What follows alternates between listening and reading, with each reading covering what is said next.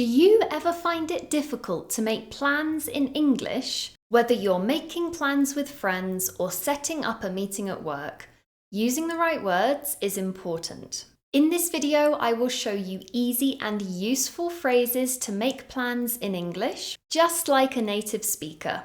By the end of this video, you'll know how to make suggestions, check details, and even politely change your plans. So let's get started with our first category of phrases. First, we're going to look at phrases to use for making suggestions. We've got how about we and why don't we? They're both quite similar, and here's an example of how you can use them. Why don't we go to the cinema? How about we go shopping? You'll notice that with these phrases, I use the verb in the simple form. Why don't we go to the cinema? How about we go shopping? The next one is shall we? And again, we're using a simple verb. Shall we meet in the park for a walk? Shall we have dinner at that new restaurant? The next one can be used if you want to get someone's opinion about your idea. What do you think about? And with this phrase, we're going to use the ing form. What do you think about meeting for coffee? What do you think about going to a yoga class? And the last one, would you like to? Would you like to go for lunch next Saturday? Would you like to meet me for a dog walk in the park? So with this one, again, we're using the simple form of the verb. Would you like to meet me? Would you like to go? The next group of phrases can be used for checking availability. So finding out when is convenient for you to meet. Are you free on? And then you say the day. For example, are you free on Saturday? Or to be more specific, are you free on Saturday afternoon? This phrase can be used if you want to find out if the other person is available to meet on your suggested day. Do you have any plans for? And then say the day. Or you could say the weekend. Do you have any plans for this weekend? This phrase is used to find out if the other person is free, if they're available, and then you can make a plan with them if they are free. A slightly more formal phrase, what's your schedule like this week? This could be a good one to use with a work colleague if you want to find out when would be a good time to have a meeting or work on something together. If you ask someone what their schedule is like, they can then tell you the days that they're free or when they might have availability to see you during that time. When would be a good time for you? This is when you have agreed to meet someone or do something together and you want to find out when they would like to meet. When would be a good time for you? And the last one, let me know when you're available. This is another one that could be used at work. If you want to meet with someone to discuss something, you can simply say, let me know when you're available. And then they can tell you when they're free to have that meeting or conversation with you. The next phrases can be used when you want to agree to a plan. So this is for when someone has suggested something and you want to say, yes, I would like to do that with you.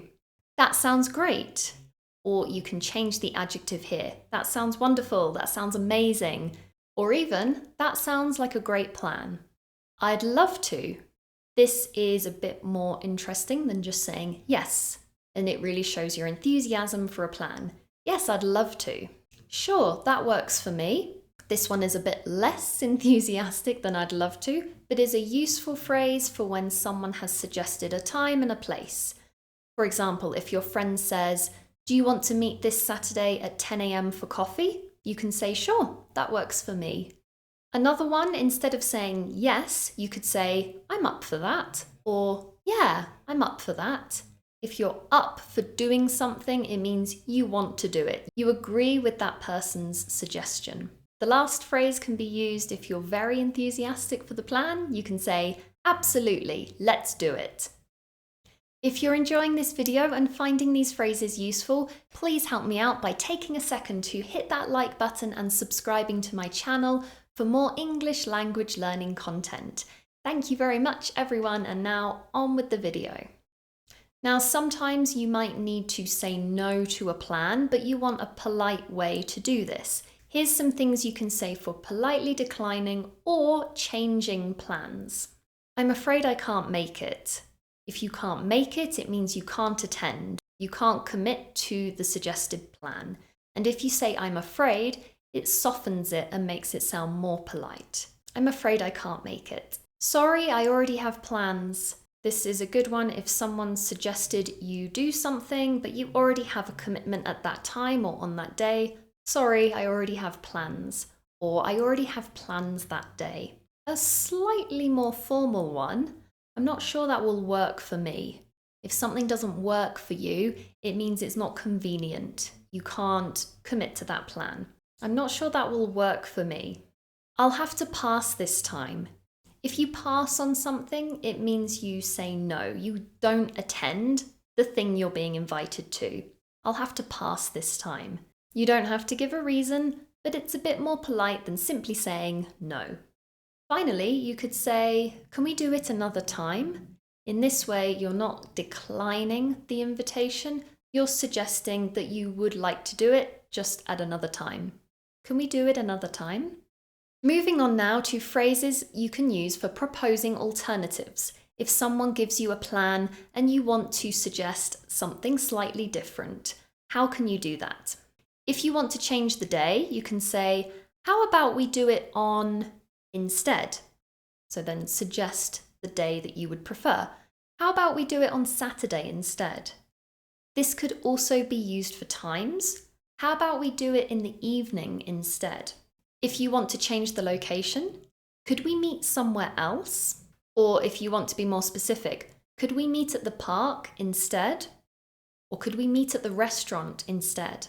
What if we try? This could be used for suggesting a different activity. For example, your friend has suggested an Italian restaurant, but you don't really want to go there. You could say, what if we try the new Japanese place instead? Or what if we try somewhere a little bit more affordable? Or even, what if we try somewhere that's a bit closer? If you want to do something completely different, you could say, maybe we could do something different. How about, and then your suggestion. Remember, after how about, you're going to use the ing form. Maybe we could do something different. How about going swimming? Another one for this situation, you could say, let's try instead. For example, let's try playing tennis instead. Or let's try going to the cinema instead. Once you've made your plans, you might like to confirm the details. Here are some ways you can do that. So we're meeting at, this could be used to confirm the time or the place. So we're meeting at 8 o'clock. Or so we're meeting at the restaurant at 8 o'clock. Just to confirm, we're meeting at, and again, because we've used at, that could be time or place. Just to confirm, we're meeting at the cinema. If you want to be the one to suggest the time and the place, you could use let's. Let's meet at 8 o'clock at the cinema. The word let's is useful for making suggestions. Remember to always use it with the simple verb. Let's meet at 8 o'clock. Let's go to the cinema. If you want to change the time, you could say, is it okay? Is it okay if we meet a bit earlier? Or is it okay if we meet a bit later? Finally, once you've confirmed the plan, you can simply say, I'll see you there. Or I'll see you there at, and then the agreed time. See you there at 8. The final category of phrases is things you can say when you want to make plans in advance. Let's plan for, and then say the day. For example, if you've been having a conversation with your friend about a particular thing you want to do together. If you don't have a specific day in mind, you could say, let's plan for. Let's plan for next week. Let's plan for a day next week. Or you could also say, let's plan for next Saturday. If you don't have a specific day in mind, you could say, how about we set a date for next week? Or how about we set a date for next month? Shall we schedule something for? This is a bit more formal. We're using that word schedule.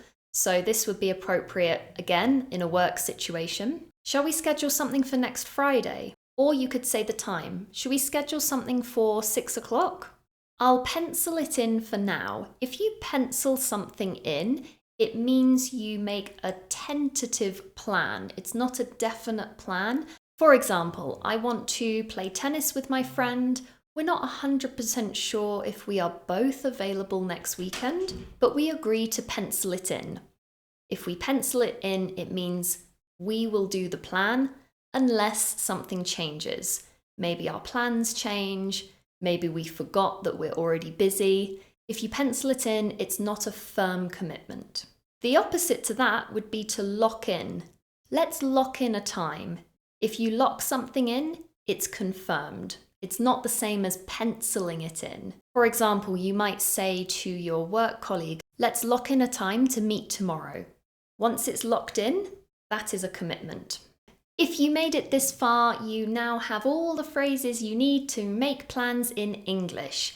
If you are looking to continue and learn more vocabulary, more useful phrases that you can use in daily conversation in English, I recommend that you watch this video next.